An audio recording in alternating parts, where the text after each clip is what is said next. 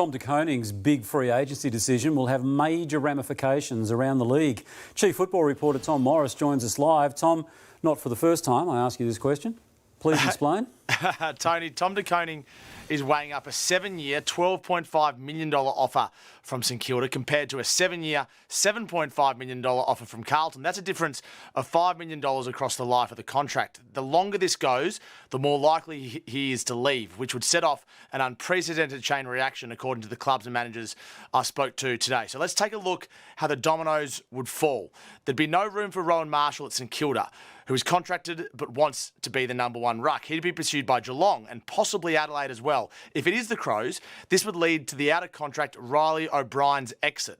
And this would see Geelong renew its interest in contracted docker Sean Darcy. As for Carlton, they could chase O'Brien or Darcy to fill the hole left by, that's right, Tom De Koning, who, if St Kilda front ends his contract as expected, will make at least $2 million next year. It's all to play out. And what about this for a meeting of the minds today in South Yarra? Our very own James Hird and Matthew Lloyd, Joe Watson and Dyson Heppel and current captain Zach Merritt catching up on Domain Road. It was all in the name of leadership, personal growth and challenging Merritt with fresh ideas, Tony. That's the last 5 permanent Essendon captains having lunch today. Yeah, it's good to see they chose a table sort of, discreetly at the back of the cafe I thought as well. the same. All right, Tom Morris there. Tomorrow night's showdown between Bailey Smith and his old side, the Western Bulldogs, is shaping up as a fiery old encounter. Nat Yanides has the team news. Nat, Smith has been named despite being under a bit of a cloud. Yeah, that's right, Tony. Bailey Smith didn't complete training with teammates today, but the club is adamant he's fine and will line up tomorrow night against his old side. Tom Stewart and Reece Stanley have also been named to make their return from injury, and as we know, Patrick Dangerfield and Jack Bowes will both miss that match with hamstring injuries. Just the one change for the Dogs. Oscar Baker comes in for the injured Artie Jones. Defender Liam Jones is actually going to return from a calf injury via the VFL this weekend.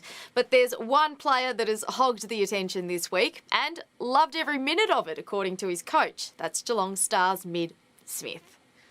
Bailey Smith did his best to stay out of the spotlight today as the Dogs coach got catty. It's taken the Bulldogs to go down there for them to almost pack out their stadium, so I don't know what that means for Baz. The ex-Bulldog turned Geelong star lit the fuse when he had a dig at the Dogs' home away from home Ballarat. While the reunion with Smith is clearly playing on Bevo's mind, the Dogs can't afford to get distracted by their former teammate. The key individuals in the Geelong team obviously transcend just Bailey. We don't go out of our way to, I suppose, antagonise and get under anyone's skin unnecessarily. For Smith, it's been business as usual. How's he going with the attention?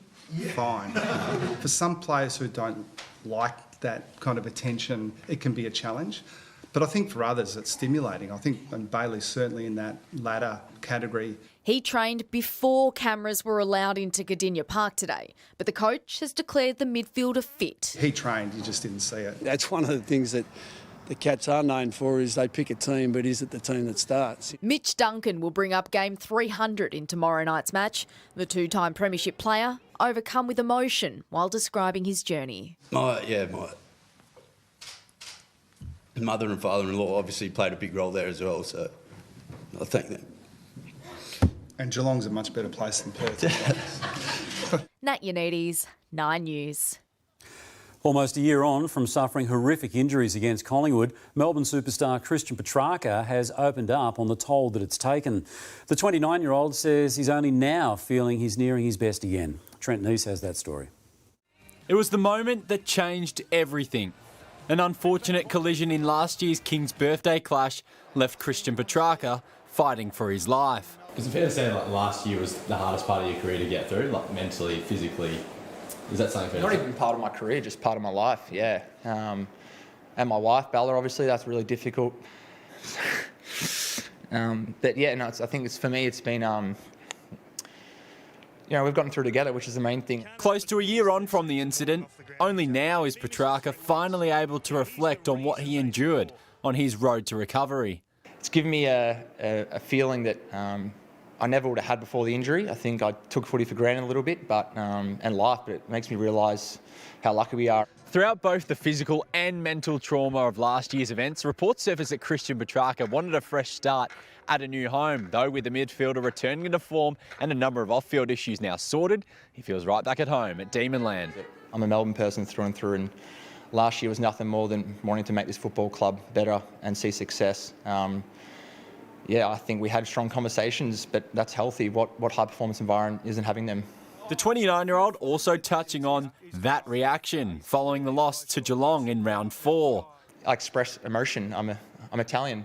I wear my heart on my sleeve. The way we talk with expression and emotion. So This week, Petracca will run out for game 200, and a clash against last year's grand finalists is the perfect stage. that's probably been my biggest stress this week, is actually organising tickets for all the family and friends. Trent Neese, 9 News.